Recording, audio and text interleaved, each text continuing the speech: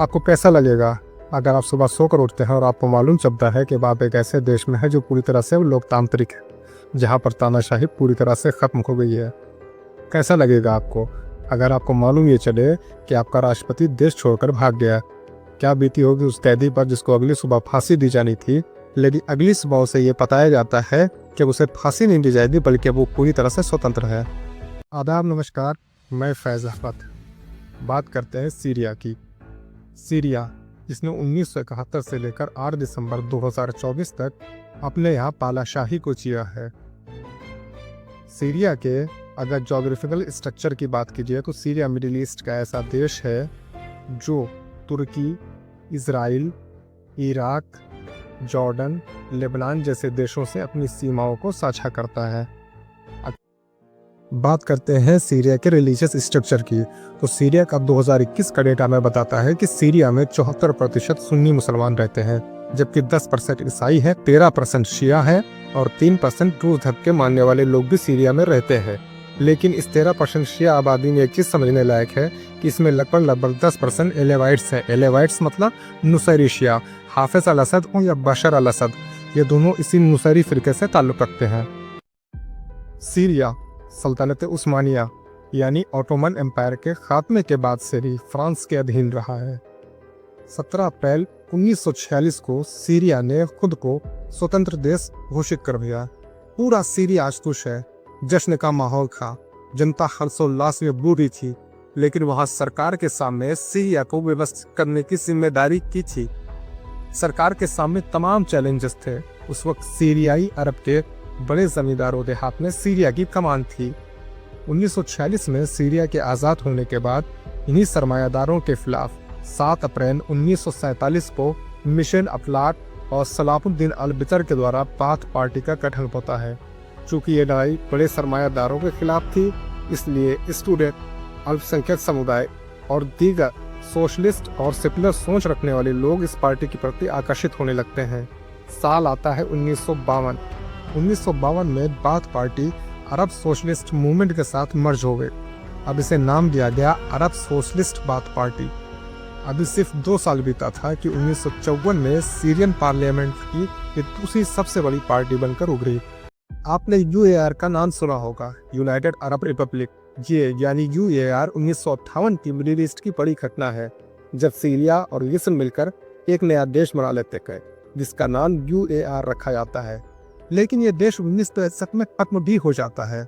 लेकिन ठीक इसी समय मिशन अफलाट, अल-बंदर और मुनीत रचाब के नेतृत्व वाले सागरिक गुट और सलाह जदीद हाफिज अल असद के नेतृत्व वाली सैन्य समिति के बीच में संघर्ष तेजी से बढ़ जाता है। ये साल है 1966, जब सैन्य समिति ने रज्जाज, अफलाट और उनके समर्थकों के नेतृत्व वाली राष्ट्रीय कमान को हटा दिया। 1966 के इस तख्तापलट के बाद पार्टी को इराकी प्रभुत्व वाली बाथ पार्टी और सीरियाई प्रभुत्व वाली बाथ पार्टी में विभाजित कर दिया गया। इस तख्तापलट के बाद नई सरकार अस्तित्व में आती है, जिसमें हाफिज अल असद को रक्षक के रूप में अपॉइंट किया जाता है। लेकिन इसके लगभग 4 से 5 साल के बाद में 1971 में हाफिज एक तीसरा मोर्चा बना लेते हैं और वहाँ की मिलिट्री पावर को सीज करके सलाह अल जदीद को हटाकर खुद को सीरिया का नया नेता घोषित कर देते हैं। बस यहीं से शुरुआत होती है सीरिया में तानाशाही की, यानी असद परिवार की तानाशाही की। हाफिज अल असद अब पावर में आते हैं तो सीरिया का धार्मिकता के आधार पर विभाजन कर बैठते हैं।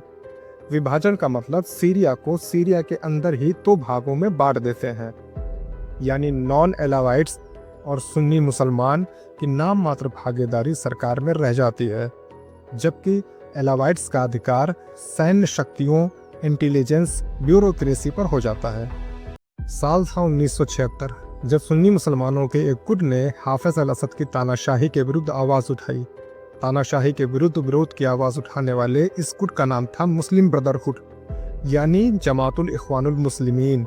जी हाँ, ये वही गुट है जिसका गठन 1928 में इजिप्ट के एक सुन्नी स्कॉलर हसन अल बन्ना ने किया था। लेकिन सीरिया में इसे नाम दिया गया सीरियन मुस्लिम ब्रदरहुड। हाफिज अल असद ने इस विरोध को दबाने के लिए सीरियन अरब आर्मी और डिफेंस कंपनीज पैरामिलिट्री फोर्सेस को हामा भेजा, जिसने 27 दिनों तक हामा में नरसंहार किया। 30 years ago, the Syrian dictator Hafez al-Assad crushed an uprising in the city of Hama. Robert William fish जो कि मशहूर दाइश का प्रकार और लेखक है, ने दावा किया था कि इस नरसंहार में 20,000 लोगों को मारा गया, जबकि Syrian network for human rights ने दावा किया कि इस नरसंहार में लगभग 40,000 सुन्नी मुसलमान और नॉन एलावाइट्स मारे गए हैं। इस विभत्स घटना को हम हामा मास्कर या हामा नरसंहार के रूप में भी जानते हैं। हाफिज अल असद के सामने अब बड़ा चैलेंज था, उनके बाद सीरिया की कमान कौन संभालेगा। इसके लिए हाफिज अल असद की पहली पसंद उन्हीं का भाई रिफात अल असद था, लेकिन 1983-84 में जब हाफिज की तबीयत खराब हुई, तब ही रिफात ने पावर सीज करने की नाकाम कोशिश की, इसलिए हाफिज उनसे नाराज चल रहे थे। रिफात अपनी जान बचाने के लिए यूरोप भाग गए और फिर अक्टूबर 2021 में सीरिया लौटे। ये रिफात वही है जिसके नेतृत्व में हामा मास्कर हुआ था।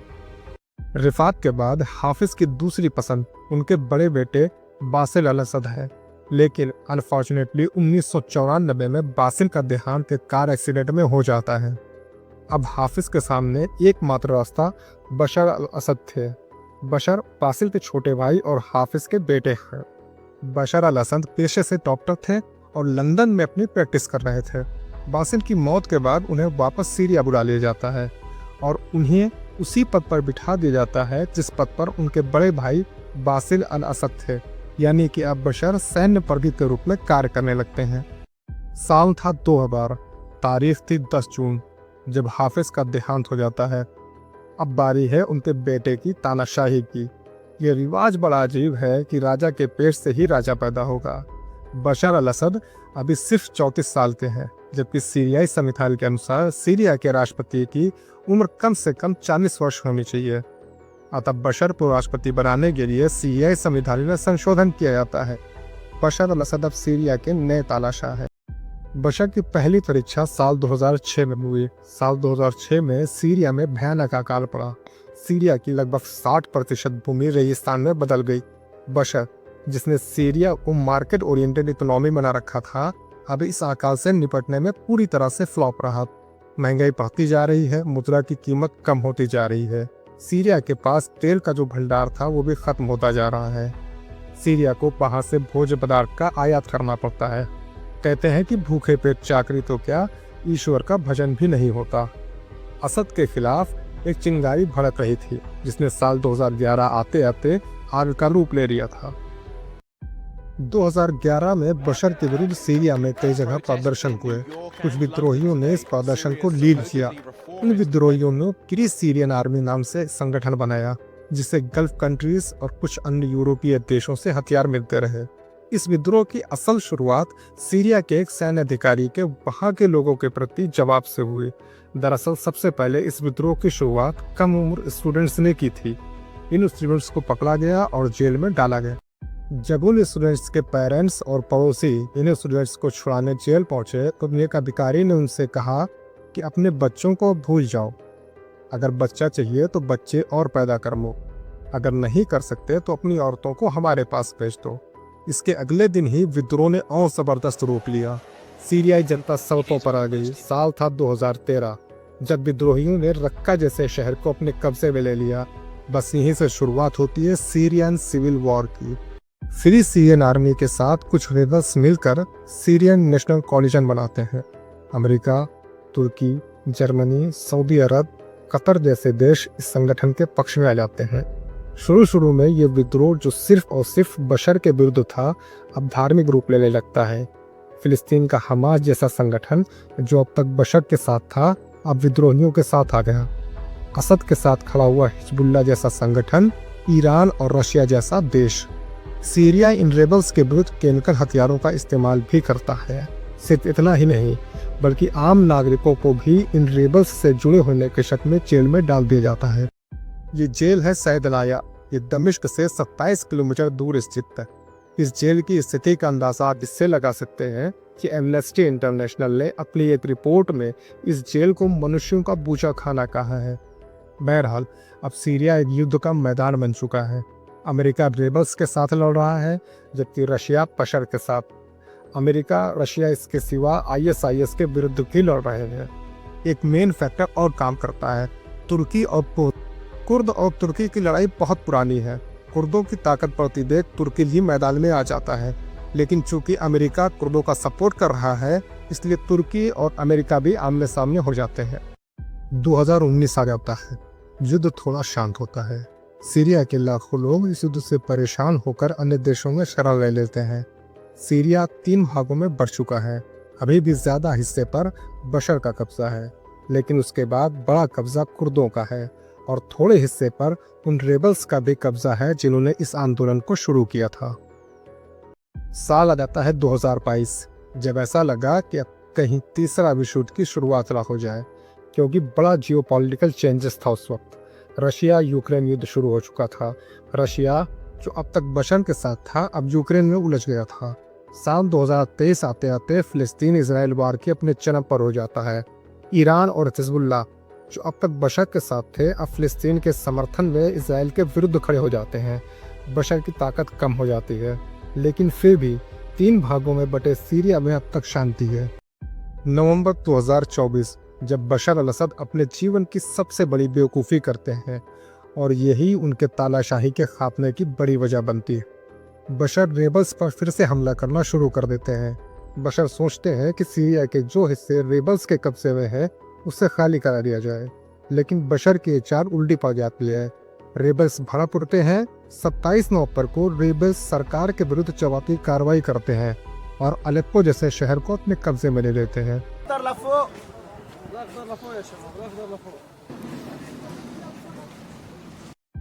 दमिश्क के आसपास सीरिया की जान माने जाने वाली सैन्य शक्ति रिपब्लिकन गार्ड तैनात थे, लेकिन जैसे ही ये रेबल्स उनके करीब पहुंचे, रिपब्लिकन गार्ड के काफी सैनिकों ने सरेंडर कर दिया और रेबल्स के साथ आ गए। 8 दिसंबर 2024, सीरिया में तानाशाही का अंत हो चुका है। बशर देश छोड़कर भाग चुके हैं। तानाशाह का महल आम जनता के लिए खुल चुका है। जनता अपनी दूसरी आज़ादी को सेलिब्रेट कर रही। बशर के परिवार के पोस्टर और स्टैचू पैरों से रौंदे जा रहे हैं। प्रेसिडेंशियल पैलेस को लूटा जा रहा है। रेबल्स उस जेल तक जाते हैं जिसे मनुष्यों का पूछा खाना कहा जाता है। बंद कैदियों को आज़ाद कर देते हैं। इन्हीं कैदियों में एक बशर बारहूम भी है, जिन्हें अगली सुबह फांसी दी जानी है। लेकिन जब रेबल्स उनकी सेल का दरवाज़ा खोलते हैं तो बशर बारहूम को लगता है कि उन्हें फांसी दिए जाने का वक्त हो गया है, लेकिन रेबल्स उन्हें बताते हैं कि अब वो आज़ाद है। बशर अल असद देश छोड़कर भाग गया है। सीरिया के विद्रोहियों के स्कूप को लीड कर रहे हैं अबू मोहम्मद अल जुलानी, वही जुलानी जिस पर अमेरिका ने $1 करोड़ का इनाम रखा था, जिन पर एक आतंकवादी और एक कट्टर धार्मिक नेता होने का आरोप भी था। लेकिन जुलानी ने अपनी छवि अब बदली है। अब जुलानी के संगठन तहरीर अल शाम ने सीरिया में एक अंतरिम सरकार का गठन किया है, जो 1 मार्च 2025 तक रहेगी और इसके मुखिया मुहम्मद अल बाशर होंगे।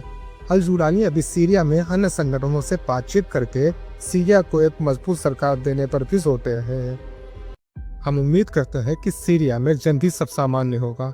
सीरिया उस सुबह को जरूर देखेगा जिसे देखने के लिए 2011 से 18 के बीच में लगभग 5,80,000 लोगों ने अपनी जान गंवा ली है।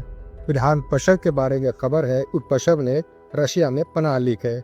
बशर अल असद दूसरे देशों के तानाशाह के लिए एक मिसाल बन गए हैं।